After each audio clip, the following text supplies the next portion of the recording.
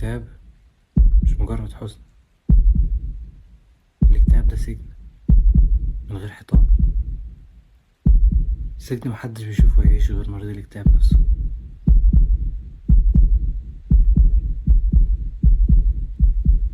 سجن والسجان في عقلك.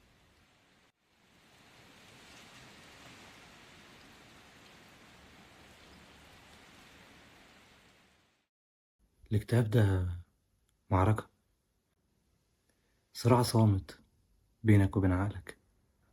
وفقا لمنظمة الصحة العالمية، أكتر من 280 مليون شخص حول العالم بيعاني من مرض الاكتئاب، وده اللي خلى الاكتئاب في الفترة ديت يكون أحد الأسباب الرئيسية للإعاقة.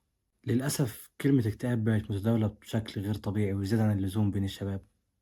يعني مثلا الفريق اللي انت بتحبه خسر الدوري، ده ممكن يخليك تقول ان انت بقى دخلت في حالة اكتئاب. ودي في الحقيقة مشكلة كبيرة، لأنها بتقلل من معرفتك للاكتئاب، واللي هو مرض حقيقي موجود وبيعاني منه أشخاص. وللأسف الناس مفكرة إن الشخص المكتئب ده شوية كده وهيروق وهيبقى زي الفل، وده للأسف شيء ما بيحصلش لوحده، وشيء محتاج دراسة ومحتاج علاج. أطباء وعلماء النفس اجتمعوا عشان يشخصوا مرض الاكتئاب. مريض الاكتئاب بيبقى دايما عنده عدم التمتع بمعظم النشاطات اليومية اللي كان بيمارسها، نقص أو زيادة مفاجئة في الوزن، بطء في التفكير والحركة، إرهاق غير عادي بشكل يومي، إحساس بانعدام قيمة الشخص وانعدام الأمل، فقدان القدرة على التركيز وبتجيله دايما بعض الأفكار الانتحارية.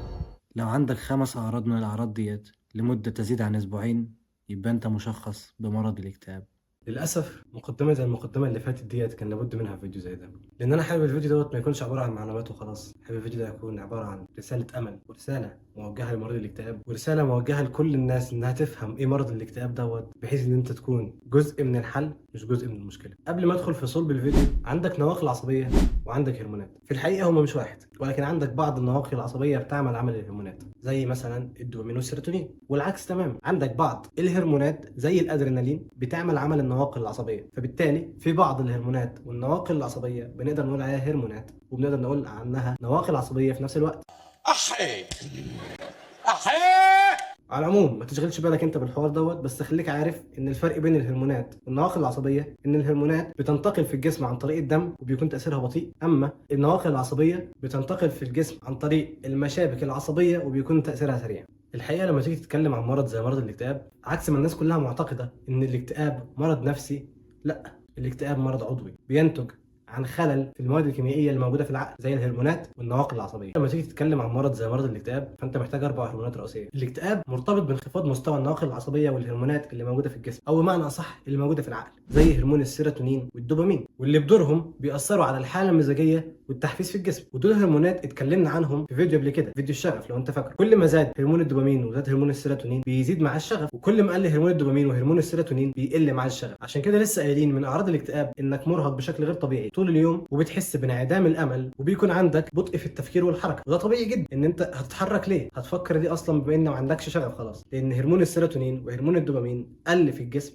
الاكتئاب ده مرتبط بهرمون تاني، الهرمون ده جديد علينا اسمه الكورتيزول، وده هرمون التوتر. ده هرمون بيفرز في الجسم عند المواقف الصعبه والمخاطر، والهرمون دوت مسؤول انه يزود مستويات السكر في الدم، فيديك طاقه اكبر، تحفيز اكتر انك تنجز المهمه. الهرمون ده بقى على عكس الدوبامين والسيروتونين اللي بيقلوا عند مريض الاكتئاب، ده بيزيد عند مريض الاكتئاب. وزيادته مش حاجه حلوه خالص، لان زيادته بشكل مستمر عند مرضى الاكتئاب بيخليه دايما حاسس بالارهاق والتعب الجسدي، لانه على طول عمال بيفرز هرمون الكورتيزول، ان المفروض ان الجسم بيفرزه بس في حاله المخاطر، ولكن عند مريض الاكتئاب هو بيفرزه بشكل مستمر، فبتحس بارهاق واضطرابات في النوم زياده عن اللزوم. فبالتالي مريض الاكتئاب بيسهر كتير، ما بيعرفش ينام كويس، يقل طاقته اكتر، ويخش في لوب تنتهيش. مريض الاكتئاب برضه يبقى عنده خلل في هرمون تاني اسمه الاوكسيتوسين، والهرمون دوت بيقولوا عليه هرمون الحب والترابط. الهرمون ده مسؤول انه يعزز الثقه والترابط بين الناس وتقليل الشعور بالقلق، وده بيزيد عن طريق العناق، انك تتكلم مع حد انت بتحبه، تحكي له مشاكلك، يبقى في تواصل بينكم دايما. ومش شرط ان انا قلت عناق تنزل تحضن بنت جارتكم اللي في الدور الخامس، أنت مؤدب على فكرة. تقدر تحضن مامتك عادي، اخوك، ابوك. للاسف هرمون الاوكسيتوسين عند مريض الاكتئاب بيكون قليل جدا عن مستوياته الطبيعيه، فبيديك احساس بالعزله والوحده وانك مش عايز تتكلم مع حد ومش قادر انك تتكلم مع حد، ولما بتتكلم مع حد بتحس ان هم عالة عليك اكتر، بتحس ان هم بيضايقوك اكتر، بتحس انك مش مرتاح. فبالعكس بدل ما كان الكلام مع الناس بيريحك بقى الكلام مع الناس بيتعبك. وكده نبقى تخطينا مرحلة ان الاكتئاب مرض نفسي وعرفنا انه مرض عضوي نتيجة عن خلل في الهرمونات في الجسم. نيجي بقى لعلاج مرض الاكتئاب. اول حاجة واهم حاجة الادوية. لسه قايل لك دلوقتي انه مرض عضوي زي اي مرض، زي كأنك جالك برد، كأنك جالك كحة، لازم تاخد له ادوية ترجع مستوى الهرمونات دي للمستوى الطبيعي بتاعها تاني، تعدل لك التوازن الكيميائي في دماغك من اول وجديد. للاسف مريض الاكتئاب بيكون عنده مشكله انه يفكر بايجابيه، بمعنى صح هو دايما بيفكر بسلبيه، وده غصب عنه لان عنده حته في المخ واسمها الراس، واللي هي ريتيكولار اكتيفيتنج سيستم، واللي اتكلمنا عنها في فيديو العقل الباطن قبل كده، ان المنطقه دي تعمل فايبريشن معين في الدماغ بيخليك تركز وتشوف الحاجات اللي انت بتفكر فيها اوريدي. وبما ان مرضى الاكتئاب بيفكروا دايما في حاجات سلبيه، فالريتيكولار اكتيفيتنج سيستم عندهم بيشتغل على طول بشكل سلبي، انه بيعمل لهم فايبريشنز في الدماغ بتخليك تركز على الاحداث والمشاهد السلبيه اللي موجوده في حياتك، بسببها بتفكر بطريقه سلبيه اكتر. فللاسف دي حاجه غصب عنه ما يقدرش يتحكم فيها. فبلاش بقى تعمل نفسك فاهم وتروح تقول له انت عامل في نفسك كده ليه يا حبيبي، انت كويس ليه انت بتعمل في نفسك كده، انت مزعل نفسك كده ليه يا عم، الدنيا مش مستاهله. هي مستاهله بالنسبه له، الدنيا بالنسبه له مش زي الدنيا بالنسبه لك، فاهم؟ هو عقله مش شغال زي عقلك، عنده مرض يا حبيبي، مريض. وطبعا مش هننسى العلاج النفسي. تاني علاج لمرضى الاكتئاب هو العلاج النفسي، زي العلاج المعرفي السلوكي CBT، وده شكل من اشكال العلاج النفسي اللي بيركز على تاثير افكار ومعتقدات المريض على مشاعره وسلوكه. انا لسه قايل لك انه بيفكر تفكير سلبي، فمحتاجين حاجه تسيطر على التفكير ده. وثالث حاجه وهي تحسين نمط الحياه، يعني بدل قله نوم، قله تركيز، اكل غير صحي، على طول في عزله واحده، نبدلهم برياضه وتغذيه سليمه. وهقول لك دلوقتي ازاي نقدر نبدلهم ونركز عليهم بطريقه احسن، بحيث ان احنا نعلي الهرمونات اللي قليله عند مرضى الاكتئاب ونقلل الهرمونات العاليه عند مرضى الاكتئاب. وبالنسبه لان مرضى الاكتئاب عندهم هرمون السيروتونين والدوبامين اقل من المستوى الطبيعي، فاحنا عايزين نزوده. هنزوده ازاي؟ عندك واهم حاجه التغذيه الصحيه. لازم تاكل اكلات غنيه بالبروتين والتريبتوفان. طبعا البروتين احنا كلنا عارفين مصادره، انت عارف هتجيبه منين، انما التريبتوفان محتاج تاكل اسماك، مكسرات، البان، بيض. وتاني حاجه هي الانشطه الممتعه زي الرياضه، وده اثبت فعاليته الكبيره في زياده هرمون السيروتونين والدوبامين في الجسم. ثالث حاجه التعرض لضوء الشمس كل يوم بيساعد في انتاج هرمون السيروتونين. وحاول تحدد اهداف وتنجزها، اهداف بسيطه بحيث انك تقدر تحققها وانت اصلا ما عندكش طاقه، بحيث ان انت لما تخلصها تاخد هرمون الدوبامين والسيروتونين، فبالتالي يعلى عندك. اما بالنسبه لهرمون الكورتيزول، وده هرمون التوتر، طبعا بيكون زياده عند مرضى الاكتئاب، فهنحاول نقلله.